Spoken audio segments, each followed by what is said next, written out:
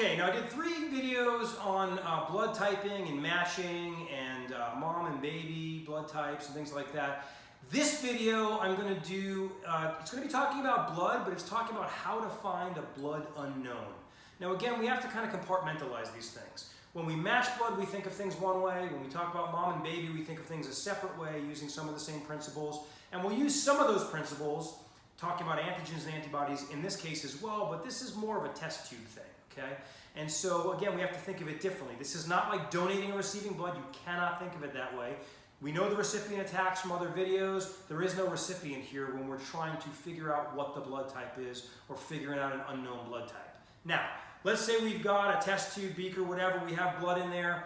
We want to figure out what the blood type is. Well, you are named according to your antigens. So if you are blood type A, you're named according to the A antigens that you have on your red blood cells. If you're B, you have Bs. If you're AB, you have both As and Bs. And if you're a type O, you don't have either A's or B's, okay?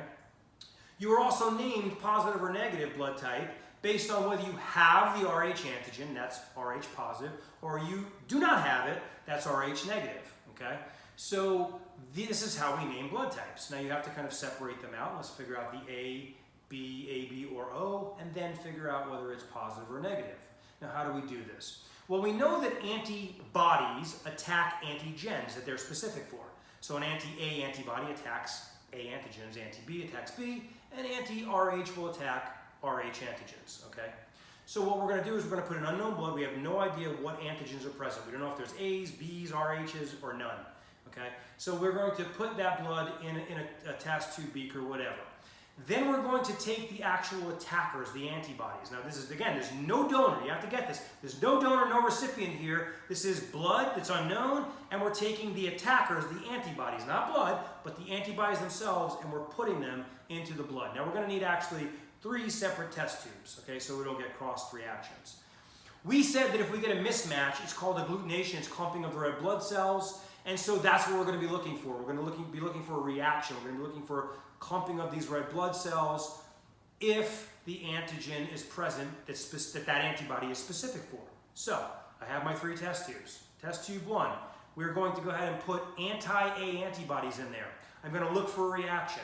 If I see a reaction, the clumping, the agglutination, that means there must be A's in there, because anti-A only attacks A. Anti-A antibodies will only attack A antigens. So if there's clumping, then there are A's in there. If there's not, there are no A's. Now let's say it clumps. Does that mean it's type A? Well, hold the phone. We still have to see if there's B's in there, right? So I'm going to take my second test tube, unknown blood, same blood. I'm going to put the anti-B antibodies in there. I'm going to look for clumping. If it clumps, there are B's or B antigens in there.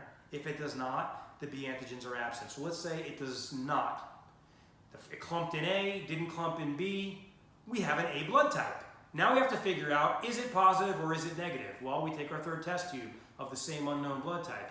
We're going to put in anti-Rh antibodies. What do anti-Rh antibodies attack? They attack the Rh antigen. There's no such thing as negative and positive Rh antigens. No such thing as that, okay? You either have the antigen positive or you don't negative.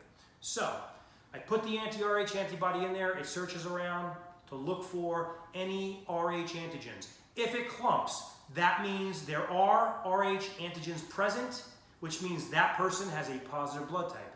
If it does not react, it does not cause agglutination. That means there are no Rh antigens in there, which means the blood must be Rh negative, okay?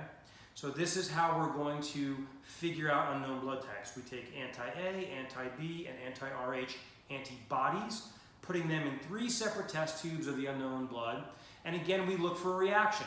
So you're named according to what antigens are present. If you have A's, if it reacts in A, it reacts in B, it's telling me there's A antigens, B antigens. Well, what does that tell me? It tells me it's an AB person.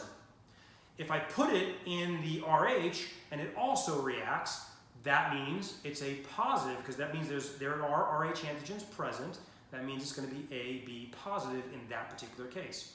Let's say I put the anti-A, anti-B, anti-Rh, and I get no reactions. Did I mess something up? Did I not mix it right? No. If I don't get a reaction in A or B, what does that tell me? It tells me it's an O. It does not have A antigens, does not have B antigens. That means it's an O. If I get no reaction in the RH, that tells me there's no RHs. What do we define that as? RH negative. So in that case, that's an O negative person. Hopefully that makes sense. If you have any questions, let me know. Stay strong. I'll see you next time.